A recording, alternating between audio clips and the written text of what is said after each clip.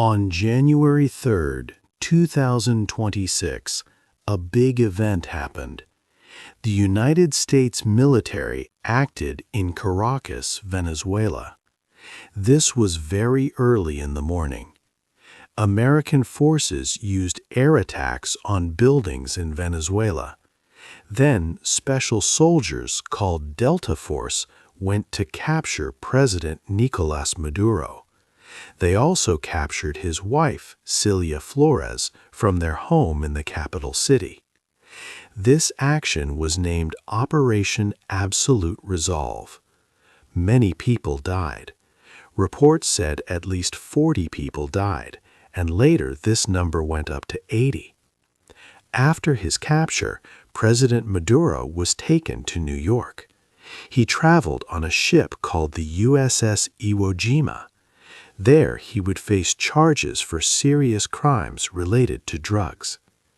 This operation surprised the whole world. It made everyone ask many questions about what would happen next.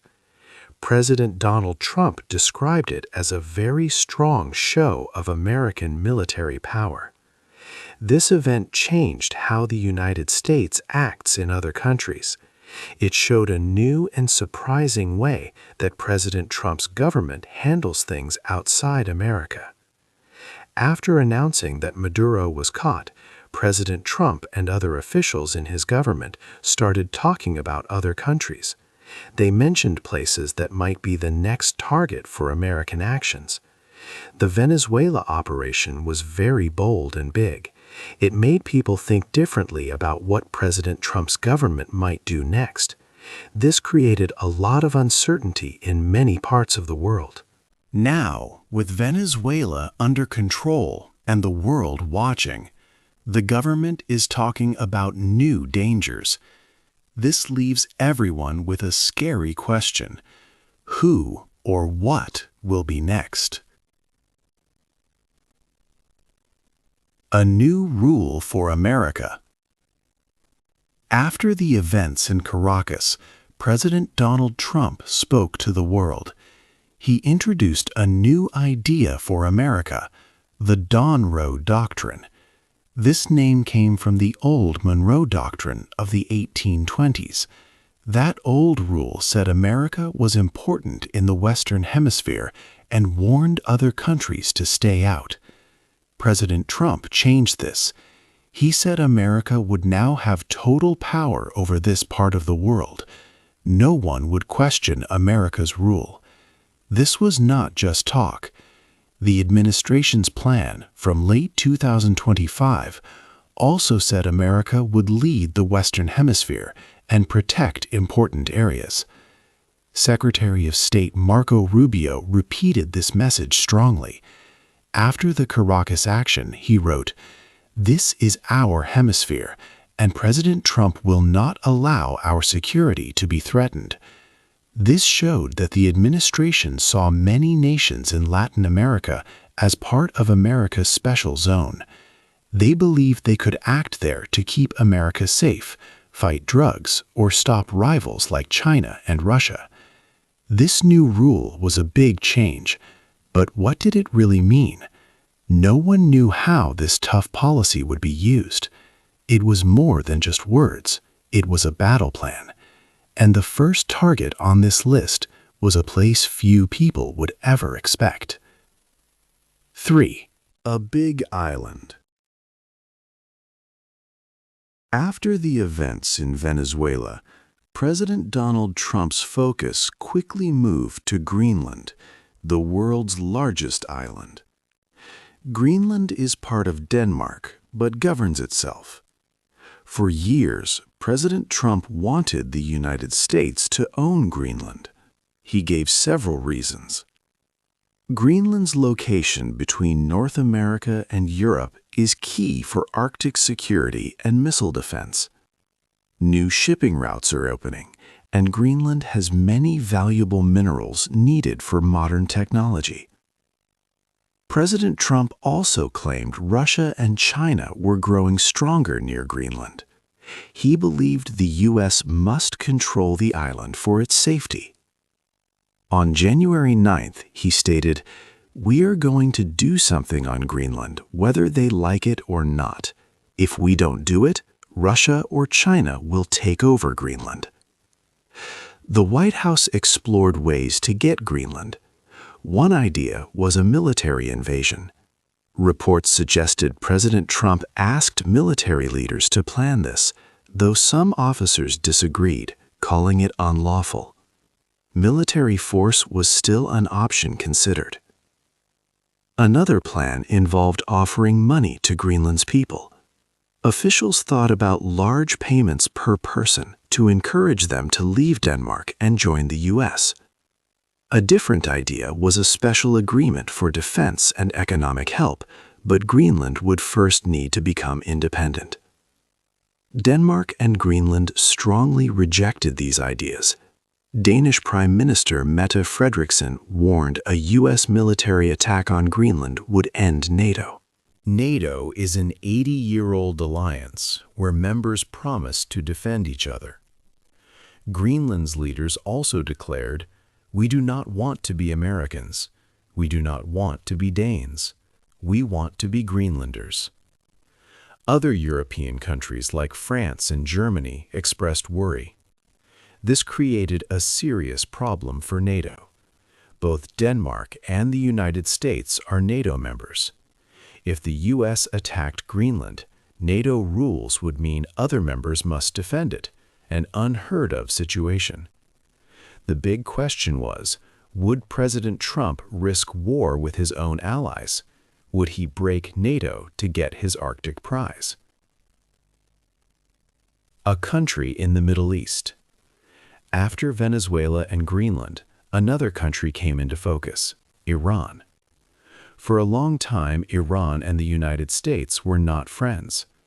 Now, Iran faced new threats from America. Inside Iran, big protests were happening. People were angry because the economy was bad, and prices for food and other things were very high. These protests started in late December 2025. They spread across all of Iran's provinces. The government used force to stop the protests. Many people were hurt or killed. Some reports said between 36 and 51 people died, including children. The government also stopped the internet, so it was hard to know the full truth. President Donald Trump watched the situation closely. He used social media to talk about Iran.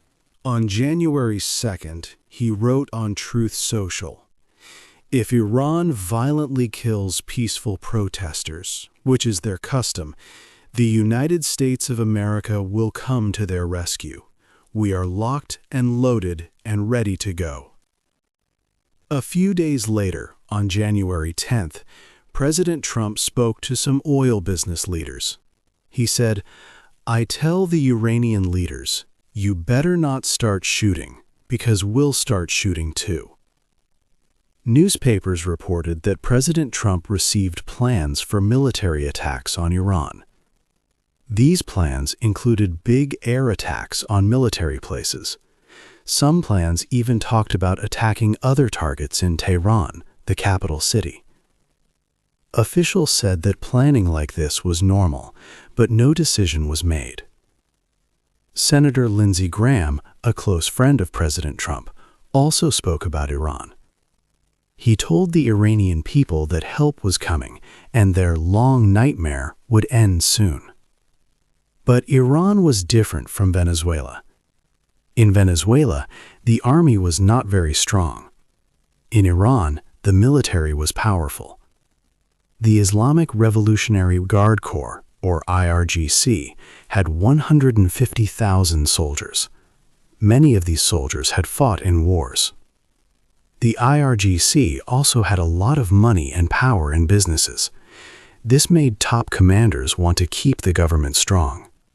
Also, Iran's intelligence and security groups were very good. They were much stronger than Venezuela's. And the CIA did not have many months to prepare for action in Iran, as it did in Venezuela. During a fight in June 2025, Iran showed it was strong. Its missiles hit Israel, getting past Israel's defense system. So attacking Iran would be much harder. The protests continued in Iran. American forces were ready. Everyone wondered if President Trump would order an attack on Iran. The events in Venezuela created much fear in countries across Latin America. Leaders wondered who President Donald Trump would target next.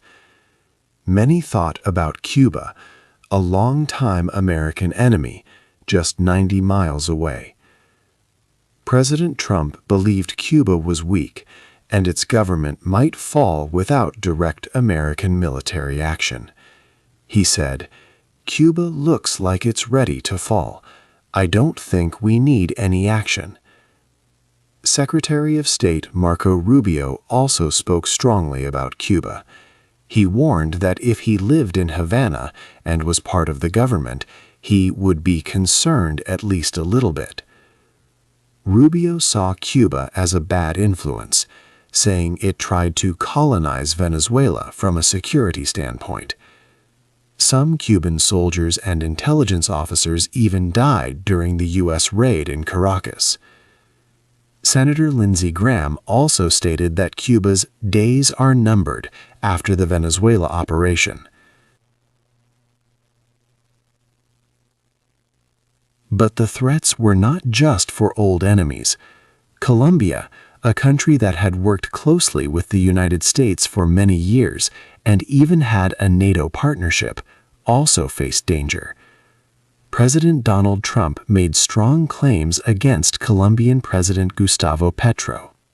Trump accused Petro of being involved in selling drugs like cocaine to the United States. He called Petro a sick man who likes making cocaine and selling it to the United States, and he's not going to be doing it very long. When reporters asked if the U.S. would act militarily in Colombia, President Trump replied, "It sounds good to me." The U.S. Treasury Secretary also put sanctions on President Petro, saying he has allowed drug cartels to flourish. President Petro did not stay quiet. He told Trump to, "Come get me. I'm waiting for you here. Don't threaten me."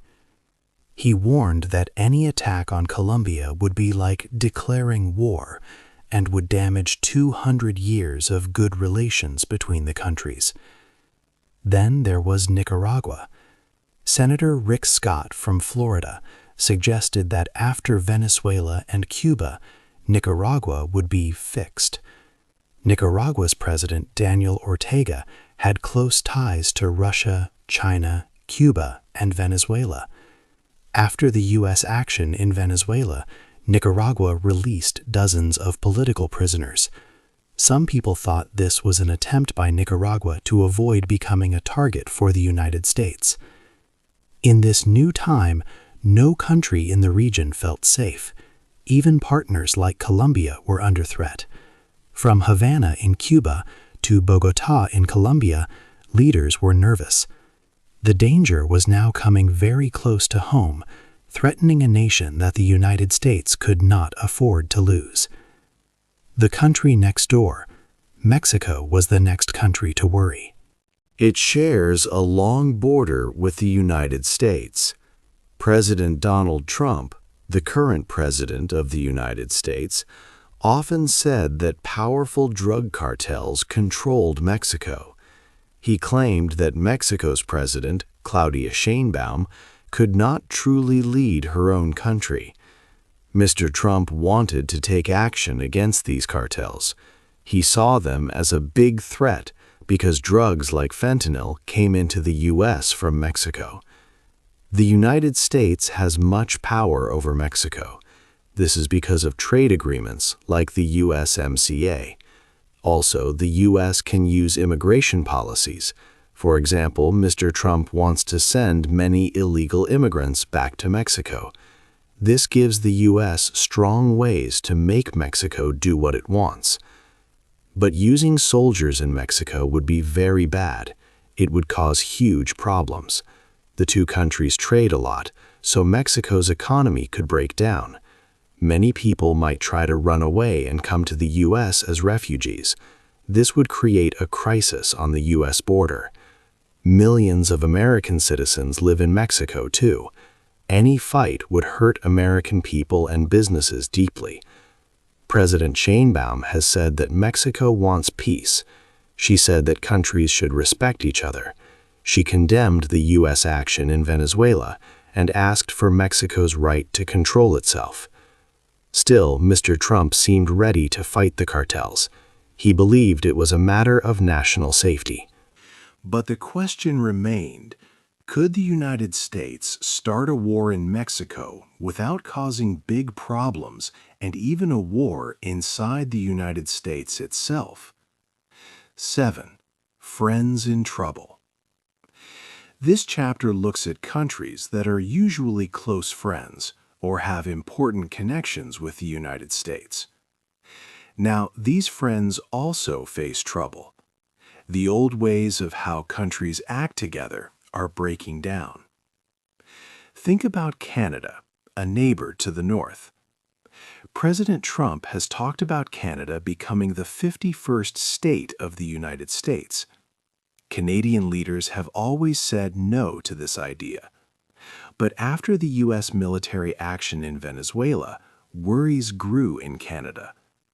Officials there are now getting ready for the chance of military pressure from Washington. This means they think the U.S. might try to force Canada to do something. Canada is trying to make its military stronger. It is buying new fighter jets and submarines. It is also paying its soldiers more. But Canadian officials know these plans will take time to make a real difference. Canada's economy depends a lot on trade with the United States. This makes Canada very open to pressure from its southern neighbor. The fact that Canada, a NATO ally and a longtime partner, is preparing for possible military trouble from the U.S. shows a very big change in world politics. It tells us that old rules are not working anymore. Another important place is the Panama Canal. This canal is a vital waterway for ships traveling between the Atlantic and Pacific Oceans. President Trump has often said he wants to take back the canal. He claims that companies from China, based in Hong Kong, control the ports at both ends of the canal. He sees this as China having too much power over an important passage. While a deal for a new company has helped reduce this Chinese influence, President Trump still hints that more action might be needed. The treaty that gave the canal back to Panama in 1977 lets the U.S. step in if the canal's operations are stopped. After the events in Venezuela, shipping companies around the world started to see American military action against the canal as a real possibility. This means they are changing how they plan and how they buy insurance. These situations show a very clear and disturbing question. If even the closest friends of the U.S. and vital international waterways are under threat, what rules are still left? It is clear that the old ways are gone. So what new, dangerous principles will now guide this uncertain world? 8. What happens now? The world changed a lot after the U.S. military action in Venezuela. This event made many people ask a big question: what happens now? It is a time when no one knows for sure what will come next. President Donald Trump's actions showed that the United States is willing to use its power in new, strong ways. This has made other countries feel uncertain and worried about their own future. We can see some clear patterns in what President Trump and his government might target next. One important factor is resources. Venezuela had a lot of oil, which was mentioned as a reason for the U.S. operation. Greenland has many valuable minerals and is important for its Arctic location. Countries with such resources might be seen as targets for the U.S. Another pattern is ideology. President Trump has often shown he does not like left-wing leaders, especially in Latin America. His personal views seem to guide some decisions. Military actions are also chosen based on how easy they are. Targets like Venezuela were seen as militarily possible. But countries with stronger armies or those far away might be harder to attack. Also, the U.S. government considers how actions might affect people at home. Actions that could cause big problems for Americans, like a full war with Mexico, are probably less likely because of the high economic and social costs. Now, international laws and rules seem less important. Many countries believed in these rules, but the Venezuela operation went against them. Old alliances, like NATO, are now under great pressure. For example, Denmark, a NATO member, is very concerned about President Trump's interest in Greenland. This means traditional friendships between countries are facing big tests. The Venezuela operation was not just one event. It was the beginning of a new period in how the United States acts in the world. This new reality means countries must prepare for unexpected events. The future of world relations is very unclear, with new risks appearing. What do you think will be the biggest challenge for the world in this new era? Hey there! Just a second before you go. If you learned something new today, please give this video a like, write your thoughts in the comments, and subscribe to the channel.